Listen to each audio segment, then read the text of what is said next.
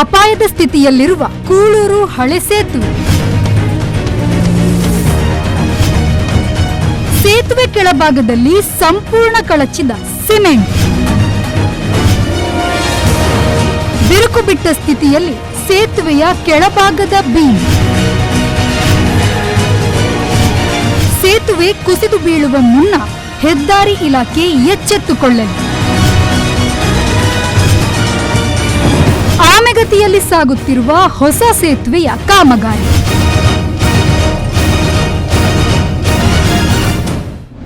ಫಲ್ಗುಣಿ ನದಿಗೆ ಕಟ್ಟಿರುವ ಮಂಗಳೂರು ನಗರಕ್ಕೆ ಪ್ರವೇಶ ಕಲ್ಪಿಸುವ ಕೂಳೂರು ಸೇತುವೆ 1952ರಲ್ಲಿ ಮದ್ರಾಸ್ ಪ್ರಾಂತ್ಯದ ಸಮಯದಲ್ಲಿ ಉದ್ಘಾಟಿಸಲಾಗಿತ್ತು ಎಂದು ದಾಖಲೆಗಳು ಹೇಳುತ್ತವೆ. ಕೂಳೂರು ಸೇತುವೆ ಹಳೆಯದಾಗಿರುವ ಕಾರಣ ಅದರ ಪಕ್ಕದಲ್ಲೇ ಹೊಸ ಸೇತುವೆ ನಿರ್ಮಾಣ ಕಾಮಗಾರಿ ಆರಂಭ ಆಗಿ 4 ವರ್ಷ ಕಳೆದರೂ ಅದು ಆಮೆಗತಿಯಲ್ಲಿ ಸಾಗುತ್ತಿದೆ.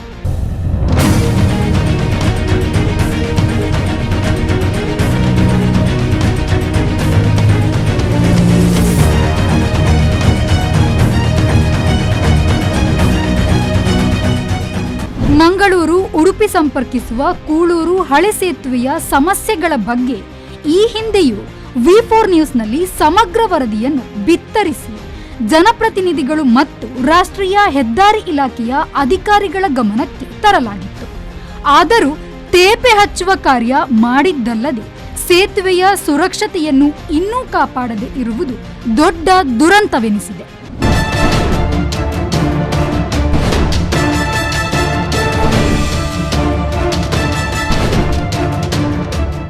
ಸಾಕಷ್ಟು ಸುದ್ದಿ ಮಾಧ್ಯಮಗಳು ಇದ್ರ ಬಗ್ಗೆ ಪ್ರಸಾರ ಮಾಡಿದೆ, ಆದ್ರೂ ಇದ್ರ ಬಗ್ಗೆ ಲೆಕ್ಕಕ್ಕೇನೆ ತಗೊಳ್ತಾ ಇಲ್ಲ. ಯಾಕೆ ಅನ್ನೋದು ನಮ್ಮೆಲ್ಲರ ಪ್ರಶ್ನೆಯಾಗಿದೆ.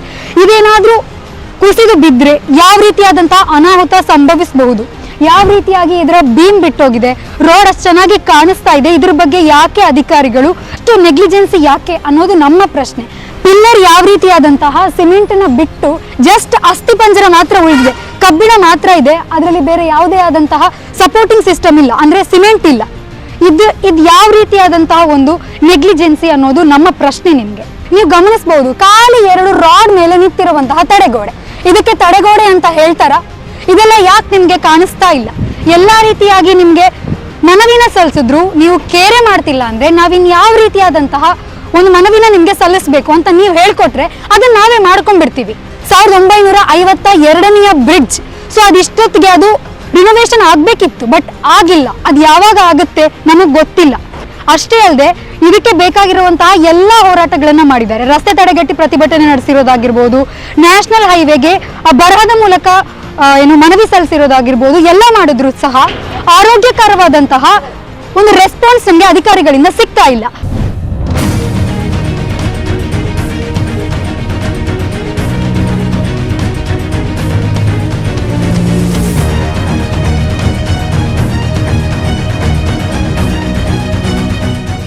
ಇಲ್ಲಿ ಇದನ್ನ ಅರ್ಧ ಮಾಡಿ ಕೆಲಸನ ನಿಲ್ಸಿದ್ದಾರೆ.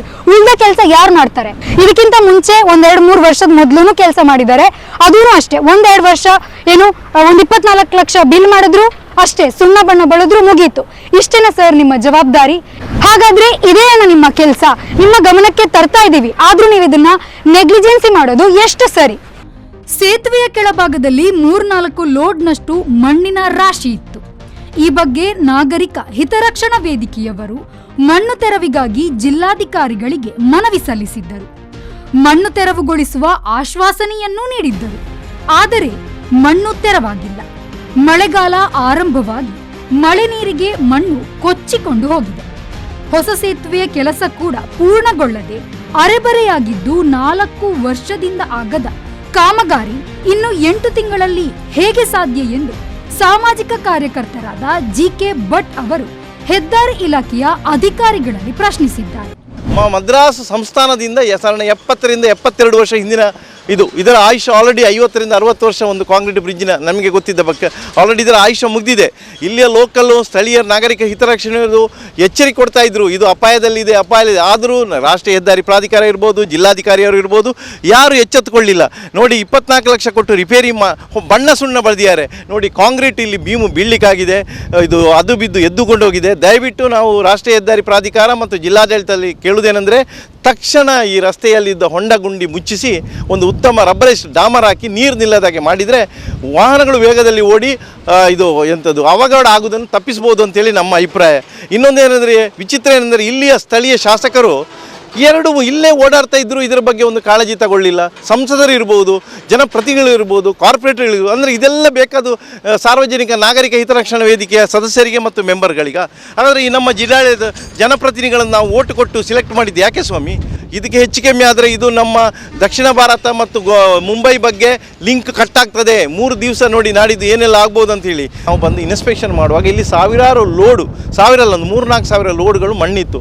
ಆಗಲೇ ನಾವು ಜಿಲ್ಲಾಧಿಕಾರಿಗೆ ಖುದ್ದಾಗಿ ನಾನು ಮತ್ತು ಗುರುಚಂದ್ರ ಹೆಗ್ಡೆ ಅವರು ಮನವಿ ಕೊಟ್ಟದಕ್ಕೆ ಅವರು ಆದಷ್ಟು ಬೇಗ ತೆರವು ಮಾಡಿಸ್ತೇನೆ ಅಂತೇಳಿ ಆಶ್ವಾಸನೆ ಕೊಟ್ಟಿದ್ದರು, ಪೇಪರಲ್ಲಿ ಬಂದಿತ್ತು. ವಿಚಿತ್ರ ಏನಂದರೆ, ಒಂದೇ ಒಂದು ಬಟ್ಟಿ ತೆರವಾಗಲಿಲ್ಲ, ಖಾಲಿ ಎಲ್ಲ ಮಣ್ಣುಗಳು ಎಂಥದ್ದು ಮಳೆಗೆ ಇದು ಕೊರೆತುಕೊಂಡು ಕೊಚ್ಚಿಕೊಂಡು ಅಳಿವೆ ಬಾಗಿಲಿಗೆವರೆಗೆ ಹೋಗಿದೆ. ಇಷ್ಟು ಒಂದು ದರಿದ್ರ ನ್ಯಾಷನಲ್ ಹೈವೇ ಅಥಾರಿಟಿಯವರು ಇದ್ದಾರೆ ಅಂತ ಹೇಳಿದ್ರೆ, ಇಲ್ಲಿ ಒಂದು ಮಳೆ ಬರ್ತದೆ ವರ್ಷದಲ್ಲಿ, ಮೇ, ಜೂನ್, ಜುಲೈ, ಆಗಸ್ಟ್ 4 ತಿಂಗಳು ಮಳೆ ಬರ್ತದೆ, ಮಳೆಗೆ ಪ್ರವಾಹ ಬರ್ತದೆ, ಪ್ರವಾಹದಲ್ಲಿ ಮಣ್ಣು ಕೊಚ್ಚಿಕೊಂಡು ಹೋಗ್ತದೆ ಅಂತ ಹೇಳೋ ಒಂದು ಪರಿಜ್ಞಾನ ಅವರಿಗಿಲ್ಲ. ಈ ಹೊಸ ಬ್ರಿಡ್ಜ್ ನೋಡಿ ಖಾಲಿ ಒಂದು 20ರಿಂದ 30% ಕೆಲಸ ಆಗಿದೆ. ಇವತ್ತಿನ ಇದು ದಿನಪತ್ರಿಕೆಯಲ್ಲಿ ನೋಡಿದ್ದೇನೆ ನಾನು, ಮಾರ್ಚ್ ಒಳಗೆ ಫಿನಿಶ್ ಮಾಡ್ತೇವೆ ಅಂತೇಳಿ. 4 ವರ್ಷದಿಂದ ಆಗದಿದ್ದ ಕೆಲಸ ಇನ್ನೊಂದು 8 ತಿಂಗಳಲ್ಲಿ ಹೇಗೆ ಆಗ್ತದೆ? ನನಗೆ ಆಶ್ಚರ್ಯ ಆಗ್ತಾ ಇದೆ, ಇಲ್ಲೇ ಜನರು ಒಂದು ಆಶ್ಚರ್ಯ ಪಡ್ತಾ ಇದ್ದಾರೆ. ಇಲ್ಲಿ ನೋಡ್ತಾ ಇರಬಹುದು, ಇಲ್ಲಿ ಅರ್ಧ ಆಗಿದೆ, ಇಲ್ಲಿ ಬೀಮ್ ಬಿಟ್ಟಿರುವಂತಹ ಪಿಲ್ಲರ್ ಇದೆ, ಅಲ್ಲಿ ಶಿಥಿಲಾವಸ್ಥೆಗೊಂಡಿರುವಂತಹ ಅದರ ಗೋಡೆ ಇದೆ. ಸೊ ಇದನ್ನೆಲ್ಲ ಯಾರು ಸರಿ ಮಾಡ್ತಾರೆ? ಅಧಿಕಾರಿಗಳಲ್ಲದೆ ಬೇರೆ ಯಾರು ಮಾಡ್ತಾರೆ ಅನ್ನೋದು ನಮ್ಮ ಪ್ರಶ್ನೆ. ಇದನ್ನ ಅರ್ಧ ಮಾಡಿ ನಿಲ್ಲಿಸೋ ಬದಲು ಅದನ್ನ ಸಂಪೂರ್ಣವಾಗಿ ಮುಗಿಸಿದ್ರೆ ಸಾರ್ವಜನಿಕರಿಗೂ ನಮಗೂ ಎಷ್ಟು ಒಳ್ಳೇದಾಗಿರಬಹುದು. ಈಗ ನಾವು ತಡೆಗೋಡೆನ ಯಾಕಪ್ಪ ಕಟ್ತೀವಿ? ತಡೆಯಾಗಿರ್ಲಿ ಅಂತ ತಾನೆ. ಇಲ್ಲಿ ನೋಡಿದ್ರೆ ತಡೆಗೋಡೆಗೆ ತಡೆನೇ ಇಲ್ಲ, ಏನಿಲ್ಲ, ಎಲ್ಲ ಬಿದ್ದೋಗಿದೆ. ಇನ್ನೊಂದ್ 2-3 ಮಳೆಗೆ ಡೆಫಿನೆಟ್ಲಿ ಅದು ಕಬ್ನಾನು ಬಿಟ್ಬಿಡುತ್ತೆ, ಇನ್ನೇನಿದ್ರು ಕುಸಿದು ಬೀಳುತ್ತೆ. ಆಮೇಲೆ ಬಂದು ನೀವು ಪರಿಹಾರ ಅಂತ ಘೋಷಣೆ ಮಾಡಿದ್ರೆ ಆ ಪರಿಹಾರ ಯಾಕೆ ಬೇಕು? ಯಾರಿಗ್ ಬೇಕು?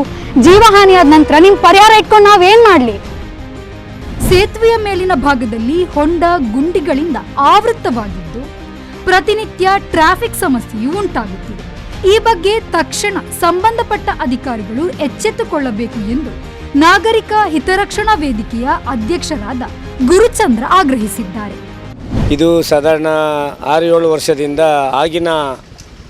ಆಗಿನ ನಮ್ಮ DC ಆಗಿದ್ದಂಥ ಶಶಿಕಾಂತ್ ಸಿಂಥೆಲ್ ಅವರು ಇದು ಸಂಚಾರಕ್ಕೆ ಯೋಗ್ಯವಲ್ಲ, ಗೂಡ್ಸ್ ವೆಹಿಕಲ್ಗಳು ಓಡಾಡಬಾರ್ದು, ಇಲ್ಲಿ ಘನ ವೆಹಿಕಲ್ಗಳನ್ನ ಸ್ಟಾಪ್ ಮಾಡಬೇಕು ಅಂತ ವರದಿ ಕೊಟ್ಟಿದ್ದರು. ಅವರಿಗೆ ವರದಿ ಕೊಟ್ಟಿದ್ದು ಹೈದರಾಬಾದ್ರಿಂದ ಒಂದು ತಜ್ಞರ ತಂಡ ಬಂದಿತ್ತು.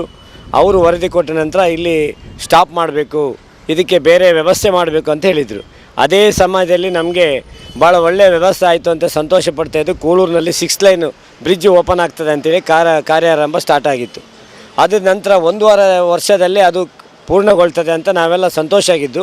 ಅದರ ಜೊತೆಯಲ್ಲಿ ನಾವು ಈ ಬ್ರಿಡ್ಜಿನ ಕಾಮಗಾರಿ ಆದಷ್ಟು ಬೇಗ ಆದರೆ, ವಿಳಂಬ ಆಗದೇ ಇದ್ದರೆ ನಾವು ಹಳೆ ಬ್ರಿಡ್ಜ್ ನಮಗೆ ಏನಾದರೂ ಸ್ವಲ್ಪ ದೇವರದೆಯಿಂದ ಸಾಥ್ ಕೊಟ್ಟರೆ ಏನು ಆಗೋದಿಲ್ಲ ಅಂತ ಎನಿಸಿದ್ದು. ಇದೀಗ ನಾವು ಈ ಹೊಸ ಬ್ರಿಡ್ಜ್ ಸ್ಟಾರ್ಟ್ ಆಗಿ ಸರಿಸುಮಾರು 5 ವರ್ಷ ಕಳೆದೋಗಿದೆ. ಇದರ ಕೆಲಸ ಸ್ಥಗಿತಗೊಂಡು 2 ವರ್ಷ ಆಗಿತ್ತು. ಇತ್ತೀಚಿನ ದಿನದಲ್ಲಿ ಕೆಲಸ ಸ್ಟಾರ್ಟ್ ಮಾಡಿದೆ ಅಂತ ಹೇಳ್ತಾ ಇದ್ದಾರೆ.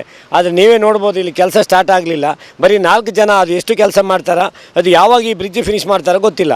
ಇದರ ಜೊತೆಗೆ ನಾವು ಹಳೆ ಬ್ರಿಡ್ಜಿನ ಕಡೆ ಬಡುವ. ಹಳೆ ಬ್ರಿಡ್ಜ್ ಆಲ್ರೆಡಿ 70 ವರ್ಷ ಕಳೆದಿದೆ. ಈ 70 ವರ್ಷ ಕಳೆದ ಬ್ರಿಡ್ಜು ಯಾವ ಟೈಪ್ ಇದೆ ಅಂತ ಹೇಳಿದರೆ, ಅಡಿಗಡೆ ಎಲ್ಲ ಕಬ್ಬಿಣ ಕಾಣ್ತದೆ, ಮೇಲೆ ನೀರು ಯಾವುದೂ ಪಾಸ್ ಆಗೋದಿಲ್ಲ, ನೀರು ಅಲ್ಲೇ ನಿಲ್ತದೆ. ಭಾಳಷ್ಟು ಘನವಾಹನಗಳು ನಿಂತು ಆಲ್ರೆಡಿ ಒಂದು 50-60 ವಾಹನಗಳು ನಿಲ್ತವೆ ಪೀಕ್ ಅವರ್ಸಲ್ಲಿ, ಸಂಜೆ ಮತ್ತು ಬೆಳಿಗ್ಗೆ. ಈ ವ್ಯವಸ್ಥೆಯಿಂದ ಆ ಬ್ರಿಡ್ಜ್ ಶಿಥಿಲಗೊಂಡಿದೆ ಆಲ್ರೆಡಿ.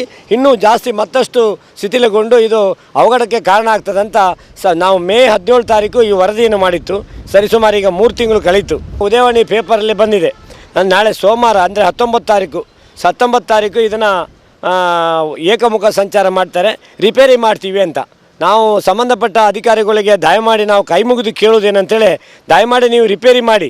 ಆದರೆ ಲಾಸ್ಟ್ ಟೈಮು ಒಮ್ಮೆ 3-4 ವರ್ಷದ ಹಿಂದೆ ಒಮ್ಮೆ ರಿಪೇರಿ ಮಾಡಿ ಒಂದು 24 ಲಕ್ಷ ಬಿಲ್ ಮಾಡಿಬಿಟ್ಟು ಬರೀ ವೈಟ್ ಪೇಂಟ್ ಹೊಡೆದು ಸ್ವಲ್ಪ ಮಾತ್ರ ನೀವು ಅಲ್ಲಿ ತ್ಯಾಪೆ ಹೊಡೆದು ಹೋಗಿದ್ರಿ. ಅದನ್ನು ಮಾಡಬಾರ್ದು. ಹೋದ ಸತಿ ಹಾಗೆ ಮಾಡಬೇಡಿ, ಈ ಸತಿ ಸ್ವಲ್ಪ ಸೀರಿಯಸ್ ಆಗಿ ತಗೊಂಡು ಈ ಬ್ರಿಡ್ಜಿನ ಉಳಿಯುಗಾಗಿ ನಾವೆಲ್ಲ ಹೋರಾಟ ಮಾಡ್ತಾ ಇದ್ದೀವಿ. ನೀವು ಕೂಡ ಅದಕ್ಕೆ ಶ್ರಮಿಸಿ, ಒಳ್ಳೆಯ ತಜ್ಞರನ್ನು ಒಳಗೊಂಡಂಥ ಇಂಜಿನಿಯರ್ಗಳು ಒಳ್ಳೆಯವ್ರನ್ನ ಹಾಕಿ ಅದಕ್ಕೆ ನಮಗೆ ಅಲ್ಲಿ ರಬ್ಬರು ಮೇಲೆ ನಮಗೆ ಡಾಮರ್ ಒಟ್ಟಿಗೆ ರಬ್ಬರ್ ಟ್ಯಾಪಿಂಗ್ ಮಾಡಿ ರಬ್ಬರಿಂದ ಇದು ಮಾಡಿಬಿಟ್ಟು ನೀವು ಸರಾಗವಾಗಿ ವಾಹನಗಳನ್ನು ಓಡಾಡಲಿಕ್ಕೆ ವ್ಯವಸ್ಥೆ ಮಾಡಿ ಕೊಟ್ಟರೆ ಸ್ವಲ್ಪ ವ್ಯವಸ್ಥೆ ಆಗ್ತದೆ. ಮತ್ತೊಂದಂದರೆ ಆ ಮಧ್ಯದಲ್ಲಿ ನೀರು ಡ್ರೈನ್ ವಾಟರ್ ಕೆಳಗೆ ಹೋಗಲಿಕ್ಕೆ ಎಲ್ಲ ಹೋಲ್ ಇದೆ, ಅದನ್ನೆಲ್ಲ ಬಂದ್ ಮಾಡಿದ್ದಾರೆ. ಆ ಬಂದ್ ಮಾಡಿ ಎಲ್ಲ ನೀರೆಲ್ಲ ಅಲ್ಲೇ ನಿಲ್ತದೆ, ಕೆಸರುಮಯ ಆಗ್ತದೆ, ಜೊತೆಗೆ ಅಲ್ಲಿ ಬ್ರಿಡ್ಜಿಗೆ ಡ್ಯಾಮೇಜ್ ಆಗ್ತದೆ. ಟೂ ವೀಲರ್ನಂತೂ ಮೇಲೆ ಆ ಹೊಂಡ ಗುಂಡಿ ಮತ್ತು ಜಲ್ಲಿ ಹಾಕಿದ್ರಿಂದ ಟೂ ವೀಲರು ಓಡಾಡಲಿಕ್ಕೆ ಆಗ್ತಾಯಿಲ್ಲ, ಅವ್ರಿಗೆ ಕೂಡ ತೊಂದರೆ ಆಗ್ತದೆ. ಬೇರೆ ಯಾರಿಗೂ ಜೀವಹಾನಿ ಆಗಬಾರ್ದು, ಸಾರ್ವಜನಿಕರ ತೊಂದರೆ ಆಗಬಾರ್ದು ಅಂತ ನಮ್ಮ ಉದ್ದೇಶ ಹೊರತು ಬೇರೇನೂ ಅಲ್ಲ. ಹೈವೇ ಪ್ರಾಧಿಕಾರದವರಿಗೆ ಕೂಡ ನಾವು ಹೇಳಿದ್ದೀವಿ, ಆದರೆ ಅದೇ ಹೈವೇ ಪ್ರಾಧಿಕಾರಿಯರಿಗೆ ಇವತ್ತಿನವರೆಗೂ ಕಿವಿ ಕೇಳೋದಿಲ್ಲ. ಬಟ್ ಇಲ್ಲಿ ಯಾವುದೇ ಕೆಲಸ ಆಗ್ತದೆ ನಮಗೆ ಗೊತ್ತಾಗ್ತಿಲ್ಲ. ನೀವೇನಾದ್ರು ಕೆಲಸ ಇದ್ದರೆ ನಿಮ್ಮ ಮಾಧ್ಯಮದ ಮೂಲಕ ಅವ್ರಿಗೆ ಕೆಲಸ ಆಗ್ತದೆ ಅಂತ ತೋರಿಸ್ಕೊಡ್ಬೋದು. ಕೂಳೂರು ಹಳೆಯ ಸೇತುವೆ ಅಪಾಯದಲ್ಲಿದೆ. ಈ ಬಗ್ಗೆ ಸಾಮಾಜಿಕ ಜಾಲತಾಣಗಳಲ್ಲಿ ಫೋಟೋಗಳು ವೈರಲ್ ಆಗುತ್ತಿದೆ. ಆದರೂ ಈವರೆಗೆ ಯಾವುದೇ ಕ್ರಮಗಳನ್ನು ಕೈಗೊಂಡಿಲ್ಲ. ಸೇತುವೆಯ ಸಾಮರ್ಥ್ಯ ಯಾವ ಪ್ರಮಾಣದಲ್ಲಿದೆ ಎಂಬುದನ್ನು ತುರ್ತಾಗಿ ತಪಾಸಣೆ ನಡೆಸಬೇಕಾಗಿದೆ ಎಂಬ ಕೂಗು ಕೂಡ ಸಾರ್ವಜನಿಕ ವಲಯದಲ್ಲಿ ಕೇಳಿಬಂದಿದೆ. ಕಳೆದ ಒಂದೆರಡು ಗಂಟೆಯಿಂದ ಇಲ್ಲೇ ಇದ್ದೀವಿ. ಎಲ್ಲಪ್ಪ ಇದ್ದಾರೆ ಕೆಲಸದವರು, ಇಲ್ಲಿ ದಿನ ಪ್ರತಿನಿತ್ಯ ಕೆಲಸ ಆಗ್ತಾ ಇದೆ ಅಂತ ಹೇಳಿದ್ರಂತೆ. ಸರ್, ಇಲ್ಲಿ ಯಾವ ಕೆಲಸದವರು ಇಲ್ಲ.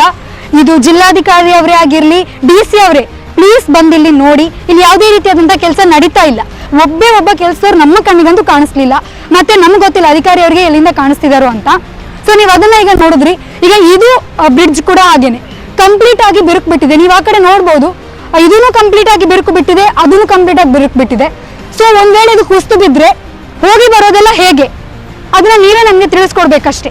ಕೂಳೂರಿನ ಅಕ್ಕಪಕ್ಕದ ಬ್ರಿಡ್ಜ್ ಅಂತಾನೆ ಹೇಳ್ಬೋದು. ಯಾಕಂದ್ರೆ ಒಂದು ಆ ಕಡೆ ಇದೆ, ಇನ್ನೊಂದು ಈ ಕಡೆ ಇದೆ. ಸರಿ, ಆ ಕಡೆದು ಬ್ರಿಡ್ಜ್ನ ಸರಿ ಮಾಡೋದಕ್ಕೋಸ್ಕರ ಅದನ್ನ ಮುಚ್ಚಿಬಿಟ್ಟು ಒನ್ ವೇ ಮಾಡ್ತಾರೆ ಅಂತ ಇಟ್ಕೊಳ್ಳೋಣ. ಸೊ ಒನ್ ವೇ ಮಾಡಿದ್ರು ಇದು ಏನು ಗ್ಯಾರಂಟಿಡ್ ಅಲ್ವಾ? ಯಾಕಂತಂದ್ರೆ ನೀವು ಇದನ್ನ ನೋಡ್ಬೋದು ಯಾವ ರೀತಿಯಾದಂತಹ ಶಿಥಿಲಗೊಂಡ ಅವಸ್ಥೆ ಇಲ್ಲಿದೆ ಅಂತ. ಪೂರ್ತಿ ಬಿರುಕು ಬಿಟ್ಟಿದೆ. ಸೊ ಎಲ್ಲ ಗಾಡಿ ಇದರಲ್ಲಿ ಓಡಾಡೋದ್ರಿಂದ ಇದೂನು ಗ್ಯಾರಂಟಿ ಅಂತ ಹೇಳೋದಕ್ಕಾಗಲ್ಲ. ಸೊ ಇದೂನು ಅರ್ಧಂಬರ್ಧ, ಅದೂನು ಅರ್ಧಂಬರ್ಧ, ಎಲ್ಲ ಅರ್ಧಂಬರ್ಧ ಆಗೋಗಿ ಏನಾದ್ರೂ ಅನಾಹುತ ಆದ್ರೆ ಯಾರ್ ಜವಾಬ್ದಾರಿ? ಅದರ ತಡೆಗೋಡೆ ಆಗಿರ್ಬೋದು, ಅದರ ಪಕ್ಕದ ಒಂದು ಬ್ರಿಡ್ಜ್ ಆಗಿರ್ಬೋದು, ಈಗ ನಿರ್ಮಾಣ ಆಗ್ತಾ ಇರುವಂತ ಈ ಬ್ರಿಡ್ಜ್ ಆಗಿರ್ಬೋದು, ಯಾವ ರೀತಿಯಾಗಿ ಎಲ್ಲ ಅರ್ಧಂಬರ್ಧ ಆಗಿದೆ ಅಂತ ದಯವಿಟ್ಟು ಇದ್ರ ಬಗ್ಗೆ ಸ್ವಲ್ಪ ಗಮನ ಕೊಟ್ಟು ಆದಷ್ಟು ಬೇಗ ಇದಕ್ಕೊಂದು ಒಳ್ಳೆ ಪರಿಹಾರನ ನಮ್ಗೆ ಒದಗಿಸಿಕೊಡಿ. ಯಾಕಂದ್ರೆ ಸುಮಾರು ಸಲ ಇದ್ರ ಬಗ್ಗೆ ರಿಪೋರ್ಟ್ ಮಾಡಿದೀವಿ, ನಿಮ್ಗೆ ತಿಳಿಸುವಂತಹ ಪ್ರಯತ್ನ ಮಾಡಿದೀವಿ, ಆದ್ರೂ ಅದೇನಕ್ಕೂ ಪ್ರಯೋಜನ ಇಲ್ಲ. ಆದಷ್ಟು ಬೇಗ ಈ ಒಂದು ಕೂಳೂರು ಪಲ್ಗುನಿ ರಸ್ತೆಯ ಬ್ರಿಡ್ಜ್ಗೆ ಒಂದು ಒಳ್ಳೆ ತಡೆಗೋಡೆ, ಆಮೇಲೆ ಒಂದು ಒಳ್ಳೆ ಕಾಂಕ್ರೀಟ್ ಅನ್ನ ಹಾಕಿಸಿ ಇದನ್ನ ಸರಿ ಮಾಡಿ ಕೊಡ್ಬೇಕಂತ ನಿಮ್ಮ ಹತ್ರ ನಾವು ಕೇಳ್ಕೊಳ್ತಾ ಇದೀವಿ. ಇದ್ರ ಬಗ್ಗೆ ಆದಷ್ಟು ಬೇಗ ನಿಮ್ಮ ಗಮನಕ್ಕೆ ಬರ್ತಾ ಇದೆ, ಬಟ್ ನೀವು ಕೇರ್ ಮಾಡ್ತಾ ಇಲ್ಲ. ನಾವು ರಿಪೋರ್ಟ್ ಮಾಡುವಂತ ಉದ್ದೇಶ ಜಸ್ಟ್ ಒಂದು ಜನರಿಗೆ ಏನಾದ್ರೂ ಒಂದು ಒಳಿತು ಆಗ್ಲಿ ಅನ್ನೋದಷ್ಟೇ. ದಯವಿಟ್ಟು ಇದ್ರ ಬಗ್ಗೆ ಸ್ವಲ್ಪ ಆದಷ್ಟು ಬೇಗ ಒಂದು ಪರಿಹಾರನ ನಮ್ಗೆ ಒದಗಿಸಿ ಅಂತ ಹೇಳ್ತಾ ಈ ಒಂದು ಸಣ್ಣ ವಿಡಿಯೋನ ಇಲ್ಲಿಗೆ ಮುಗಿಸ್ತಾ ಇದ್ದೀವಿ. ನಿರಂತರ ಸುದ್ದಿ ಮತ್ತು ಮನೋರಂಜನೆಗಾಗಿ ನೋಡ್ತಾ ಇರಿ V4 ನ್ಯೂಸ್. ಶರತ್ ಸಾಲ್ಯಾನ್, V4 ನ್ಯೂಸ್, ಮಂಗಳೂರು.